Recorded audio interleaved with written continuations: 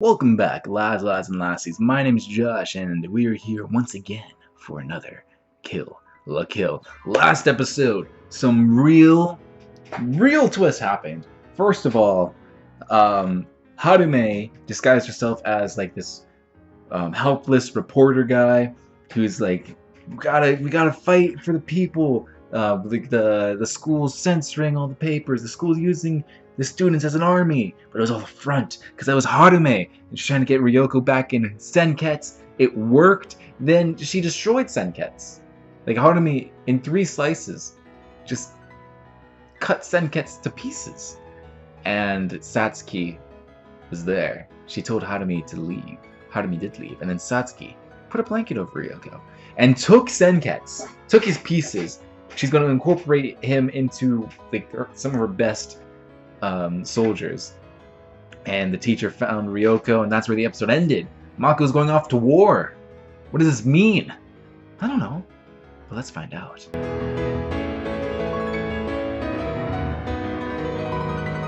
Well then, there's a lot this episode. We gathered most of Senketsu back much sooner than I expected, and I told you lads, Mako is an agent of chaos. Like, you can't predict what she can do or what she's going to do. It's impossible. She's there, and then she does what she needs to do. I just love that guy that was shooting the paper bills, and she's like, shoot me next. She's just laying on the ground like, shoot me, shoot me, shoot me, I need the money. It's so good. I love like whenever she like gets fixated on something, we get a Mako montage. It's the hallelujah, hallelujah. And it's like the funny background music. Like, this show has so much fun playing with the background music. Like every time Ryuko came in this, like Ryuko was barely in this episode. I feel like less than like her other episodes. Just like every time she came in, it's like the it's like she collects what she needs, leaves. Did that with Gamaguri. I was joking when she came to Jakuzure to do that. And then it just blared, got what she needed, left. It was even faster with Mako. The best one was with Mako because it was like so you're welcome, Mako. Like I said it a few episodes ago with Ryuko versus Jakuzure with the music battle, but man, this show really just they have so much fun when it comes to like their music choices and all that. The teacher is no longer undercover. He is now officially a nudist beach member fighting for justice in the light instead of the shadows. And my God, the kid, Mako's brother, that look of confusion, awe, maybe even respect for that man just stripping down in the middle of the street. I felt that. That was something incredible. Though, it's like, what else are you supposed to think? If someone just goes like, I can finally stop being an undercover teacher and strip down to my full potential. I'm a member of Nudist Beach. Like, what are you supposed to think about that?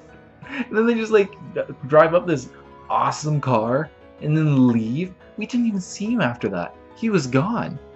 Like maybe next episode? Maybe he's a Chekhov's nudist? Oh man.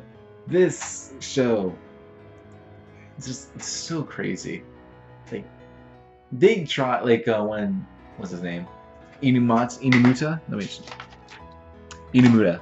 When he like destroyed those holograms of the tiger, the turtle, dragon, and phoenix. By the way, those were awesome. I wish we got to see more of that school, because sadly they weren't real though, so I guess maybe not. But that was so cool. I thought they were doing some kind of like magic or something like that. I don't know what this series can do. It can do whatever. If they wanted to introduce magic, go ahead and introduce magic. But when he did his hologram thing, threw it out, and he's like, oh, your band created this perfect symphony where it shattered their illusion, TLDR. But he went on and on and on about like how it can actually happen. You know, like, oh yeah, this totally could have happened, and this totally was the solution. Jakuzure just like, I have no idea what you said, but whatever. This show could have some of the best choreographed fights. It was like beautiful animation to some of the silliest and goofiest visual gags on screen in seconds, within episodes. I love it. Like, you don't get this anywhere else. It's like Kill la Kill is like a one of a kind. I can't really think of any other anime. I believe this is considered a shonen. Can't think of any other shonen that go from monster Ryuko as a monster, like that's like destroying herself, has twisted herself, will die of blood loss, fueled by rage, to the American armored football team within an episode. It's crazy how it works. And then Senagayama's, like, when he blocked all the bullets, blocked all the paper bullets, never mind, the paper bills, he blocked all of them, and he's like, all right, heavy team, roll in, and they just, this very smooth animation of, it's like basically just moving a PNG up. It's not even animated. Like, it's not like their leg isn't animated going up. It's just like, all right, we drew them, and now we're just gonna like tilt it back, tilt it forward. It's so funny. It's so good. It works so well for this show. Like, the American armored football team.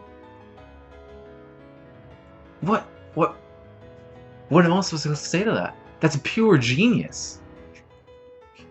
I love the meat tank. What? Like, we got this from our buddies down in Russia. Like, what? When they blew up the meat tank and started eating it, I would have done the exact same thing. That was beautiful. That was a brilliant touch of realism in this incredibly over-the-top show. What else do I talk about in this episode? Just like Satsuki. Satsuki came in clutch. Actually, we haven't seen what she does, but she came in to fight the rich kid school. Man, of all the kids, of all the schools, I wanted to see that one taken down the most. That rich guy. There's just something about it. They wrote him to get on your nerves, and it worked. And Satsuki, I don't know. I kind of feel bad for Senagayama, seeing that he was the only one that needed help to take down his school. I don't know how we'll feel about Satsuki coming in, but that just shows how much of a threat this school is. It was the one that pushed back the hardest, and Satsuki's the final piece of Senketsu. She has him. So what kind of a boost does that get? She already has a Kanamoi. I'm so sorry. She already has her own version of Senketsu. So does that, like, how does that make her even more powerful? Like, is it going to be easier for her to lose control? Are we going to get something like Ryoko's Rage Mode? Because if hers is already built off of 100% life fiber, and she just added like 10% of Senketsu, then that's 110% life fiber. And I don't know what the human, like, I don't know what the prime humans, but I don't know how much life fiber they can take. But this is gonna be a great fight between Money Boy and Satsuki.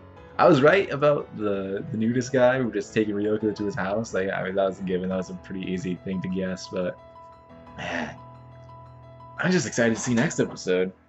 Like, this is literally like an invasion arc. They're taking over the schools. All the schools have been taken over. Other than the rich boy school. So I wonder, does Satsuki win this arc? And where do we go from here? Or does Ryuko defeat Satsuki? I don't think that's likely. Because, I mean, they did mention Ryoko's gotten way more powerful. She's taken on these enhanced Goku uniforms by herself. Just a little bit of help from Senketsu, but not much. Because she's grown. She has this clear goal now, which is to save Senketsu. She's changed it from getting a vengeance for her father to restoring Senketsu, and she's so close.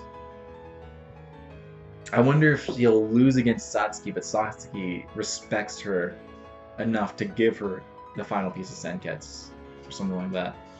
But yeah, I mean, 2 out of the 3 schools that they mentioned, they're down. I mean, even though that Ryuko got Senketsu back, like his pieces back, and those schools are still downed. Like, literally, Jakuzure's group brought down the school because their music was so loud. They literally brought the roof down on the place, or they blew the roof off the place, and blew the walls down. And Gamaguri, they defeated the meat tank. I wonder if Gamaguri is gonna have the motorcycle tread on him for the rest of the series. Like that's gonna be his new scar, or if that's just gonna be a visual gag for the episode, and then like next time we see him, it's fine. I would not mind either way. Shoot, there's something else I want to say. Dang it! What else did I was gonna say something. Oh no! I was gonna be about Satsuki. I forgot. It was in my mind and it was gone. Yeah. I don't know what I don't know where the show can go. Like the stakes. I don't feel like it's like there's no way. Like, it's like, you know, oh, we're gonna blow up the world. I mean, obviously they're not gonna blow up the world, so like we have to win. But I can see Satsuki winning. Like she could take over all the schools. But where do we go from there? What's gonna happen in this show? Like I'm genuinely lost for what can occur. All I can guess is that it'd be great if Mako's chaos somehow got Satsuki to hesitate because something that Mako did, and that was like that small hesitation gave Ryuko enough time. I don't know if they're gonna go that much with Mako's chaos, but that is her greatest power. I don't know. I am so interested to see where we're gonna go with this. I thought that they would have waited on the assault until the Elite Four's new uniforms were made, but no. Jakuzure really going in there with like bikini bottoms. Like I guess Senegayama doesn't really need his uniform. He doesn't even have a sword. He just got a bamboo sword. My balls! What were you expecting? It's made out of bamboo. The throwaway lines in this. The throwaway lines in this are just great. And then Gamaguri is just a big boy. He don't need no uniform right now. But I'm surprised. Like, if Senegayama had his uniform, that rich kid would have nothing on him. So I'm surprised that they didn't wait for the uniforms to be made and upgraded. I wonder if we are going to see those upgrades. Because they didn't mention them. I mean, only time will tell. Next week, lads. Next week is... Oh boy. What is this show going to do? What can this show do? What more can it do? That's my question. Like, what are we building up to? Because I know we're building up to something. Just what wackiness is going to top the other wackiness that we've seen? What's going to happen? This is what, like, at least with Gurren Lagann, I can like come up with like branch timeline theories that like, yeah, I could see this happening. This is just like, all right, I am going to sit back, maybe snort a little bit of coke, and then like just watch what's going to happen, because it's just, you can't even, it's so hard. Like, respect to the writers for making a show that you cannot predict but is completely cohesive. I love it. It's so good. Thank you all very much for watching this episode of Kill la Kill, this reaction of me in this discussion. If you enjoyed this discussion, make sure you hit that like button, hit the subscribe button, leave a comment down below. You know, tell me, what was your favorite moment of this episode? I'm going to have to go with Mako's chaos. Specifically, her just begging to get shot with the paper gun. Like, that was hilarious. Whenever Mako's on screen, it's just, you can't help but smile. That's how good that's how pure she is. But yeah, lads.